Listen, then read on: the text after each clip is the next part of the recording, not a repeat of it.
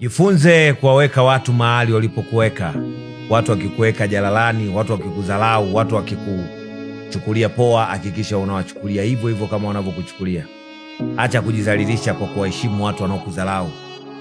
Kuna umuhimu gani wa wewe kuwaheshimu watu ambao wanakuona wewe huna maana kwao? Kuna maana gani ya wewe kuendelea kujishusha kwa watu ambao hawajishushi kwako? Kuna maana gani ya wewe kuendelea kuwang'ang'ania watu ambao hawakung'ang'anii? Hebu punguza shobo. Punguza kuwa ni mtu ambaye umekaa unawaza kuhusiana na watu wengine ambao hawawazi kuhusiana na wewe. Hebu acha kuwa ni mtu ambaye unakaa unafikiria watu ambao wao kwenye mioyo yao ni wabaya kwako, alafu wewe umekuwa ukiwatendea wema. Mtu yoyote ambaye anakufanyia visa, anayekufanyia vijicho, ambaye hataki wewe ufanikiwe, yoyote yule ambaye anakuharibia mahusiano yako, mtu yoyote ambaye anakufanyia mambo yasiyofaa kwenye maisha yako, fanya vyovyote unavyowezekana, hakikisha unamkataa.